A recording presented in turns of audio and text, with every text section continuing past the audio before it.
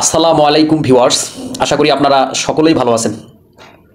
যে গায়ে হাত দিতে দিত বাংলাদেশ নারী ক্রিকেট দলে তাকেই ভালো পজিশনে সুযোগ দেওয়া হতো।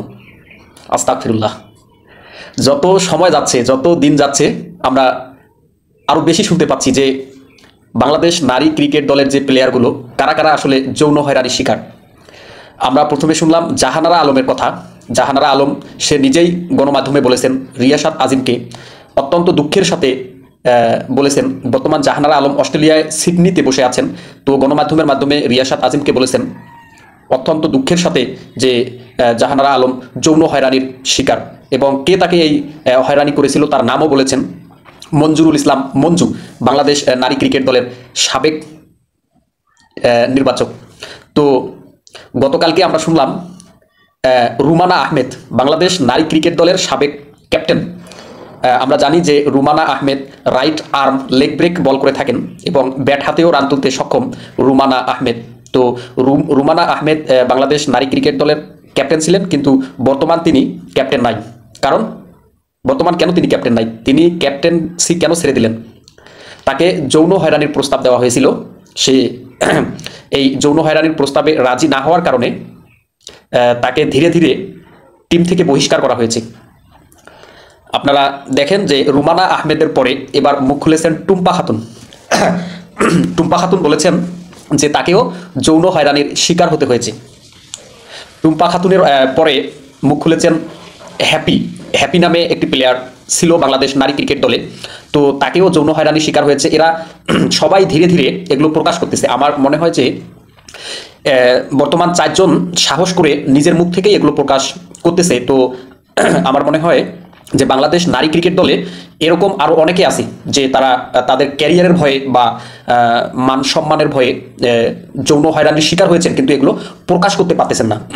এরকম আরও অনেক আছে। আমি মনে করি যে বাংলাদেশ ক্রিকেট টিমে যারা, বাংলাদেশ নারী ক্রিকেট টিমে যারা অ্যাক্টিভ এখন খেলতেছেন, যারা পারফরমেন্স করতেছেন, আমার মনে হয় এদের মধ্যেও অনেকেই আছেন যে যৌন হয়রানির শিকার, কিন্তু তারা নিজের সম্মানের কারণে, লজ্জার কারণে যে আসলে গণমাধ্যমের সামনে মুখ ফুটে এগুলো বলতে পারতেছেন না যে আমি যৌন হয়রানির শিকার, আমাকে এরকম প্রস্তাব দেওয়া হতো বা রুমে যাওয়া হতো, বা আমার দ্বারাই নির্বাচক, বাংলাদেশ নারী ক্রিকেট দলের যে নির্বাচক বা ম্যানেজমেন্ট বা পরিচালক যাই বলেন না কেন, যে বাংলাদেশ নারী ক্রিকেটের যে প্লেয়ারগুলোর দ্বারাই তারা নাকি শরীর মেসেজ করে নিত, আবার গভীর রাতে তাদেরকে রুমে নিয়ে যাওয়া হতো। তো আমি মনে করি যেহেতু 4 থেকে 5 জন সাহস করে মুখ খুলেছেন, সেহেতু আমি মনে করি যে এটার যদি একটি সুষ্ঠু তদন্ত হয়, তাহলে শুধু 4-5 জন না, বাংলাদেশ নারী ক্রিকেট দলের যত প্লেয়ার আছেন, আমি মনে করি যে যদি মোটে বাংলাদেশ নারী ক্রিকেট দলের 25টা প্লেয়ার থাকেন, তাহলে হচ্ছে যে 20টার মধ্যেই এরকম যৌন হয়রানি শিকারের কথা শোনা যাবে। কিন্তু হয়তো বা তারা এখন বলতেছেন না যে একটা সম্মানের ব্যাপার, একটা লজ্জার ব্যাপার, বা তারা এখন টিমে ক্যাপ্টেন্সির দায়িত্ব পালন করতেছেন। যদি এগুলো প্রকাশ করি তাহলে হচ্ছে যে তাকে আর ক্যাপ্টেন্সির দায়িত্ব পালন করতে দেওয়া হবে না, বা তারা এখন পারফরমেন্স করতেছে, যদি এগুলো প্রকাশ হয়ে যায় তাহলে হচ্ছে যে তাদেরকে আর দলে নেওয়া হবে না বা শাস্তির আওতায় আনা হবে। এরকম অনেক চিন্তাভাবনা হয়তো বা করতেছেন। এজন্য যৌন হয়রানি শিকার যে প্লেয়ারগুলো হয়েছেন, যারা এখনো গোপন রেখেছেন বিষয়টা, তারা হচ্ছেন যে এগুলো বিষয়ে মুখ খুলতেছেন না।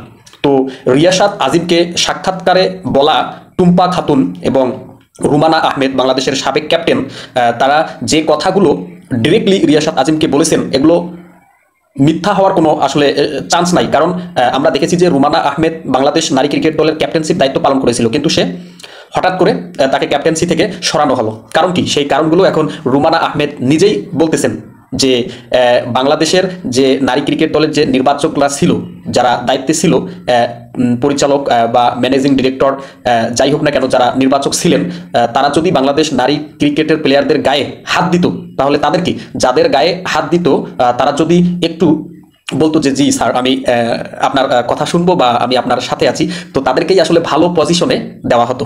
আর যারা ভালো পারফরমেন্স করার পরেও তাদের এই কুপ্রস্তাবে রাজি হয়নি, তাদেরকে ধীরে ধীরে দল থেকে বাতিল করা হয়েছে বা দল থেকে বের করে দেওয়া হয়েছে। আমরা দেখেছি যে টুম্পা খাতুন, রুমানা আহমেদ এবং হ্যাপি, তারা বলেছেন যে আমরা কঠিন হার্ড ওয়ার্ক করেছি এবং অন্যান্য প্লেয়ারের চেয়ে আমরা অনেক ভালো খেলেছি, পারফরমেন্স করার পরেও আমাদেরকে দল থেকে বের করে দেওয়া হয়েছে। কারণ কি? কারণ হচ্ছে এটাই যে তারা তাদের কুপ্রস্তাবে রাজি হয়নি।